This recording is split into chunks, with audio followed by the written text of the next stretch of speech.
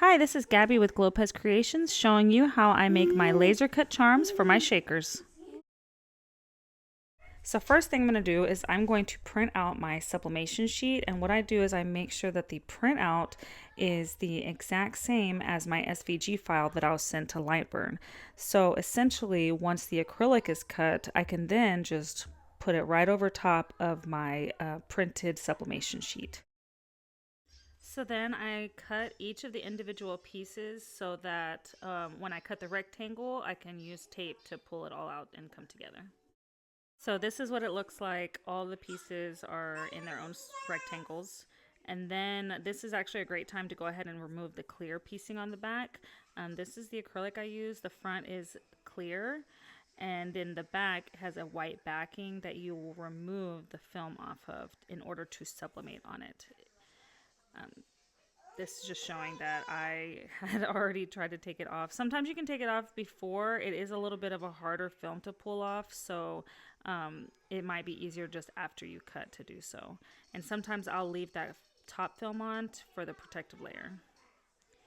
And here I'm showing that I am going to use a piece of tape on the back of my print in order to be able to center my cutouts on top.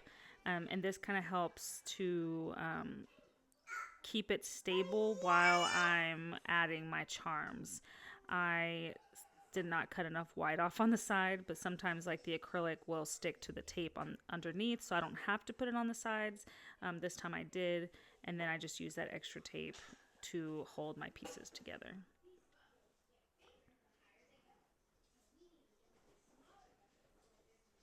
And then I'll just double check that it's centered where I want them to be, and then I'll go ahead and add the charms into their individual spots. All right, so once that is done and all the pieces are put in, I will go ahead and take a couple pieces of heat tape, and I will make sure to make it long enough so that I can wrap around to the back of the piece.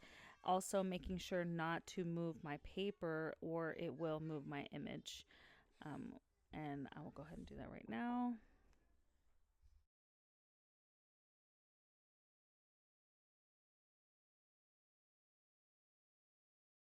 Got it taped up, I will press on the paper side. So it will be paper side up, clear side down. And then I have an HTV Ront. I do 365 for 120. That seems to be what works for me on most of my clear and white. I am in Korea, so I'm using a transformer, so that may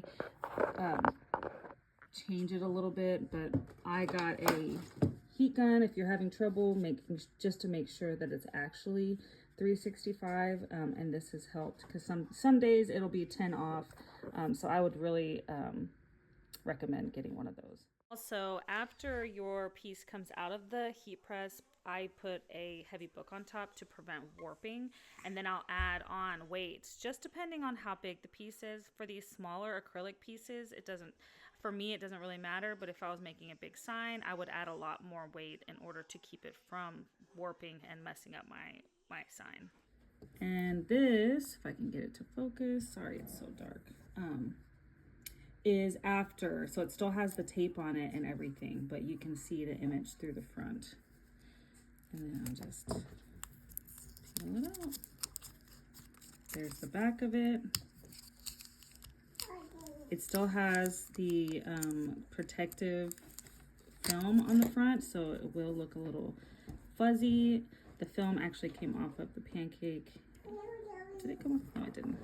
But just easily peel that away.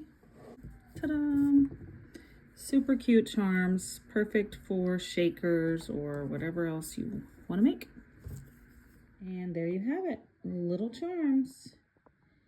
Super cute, fun to make.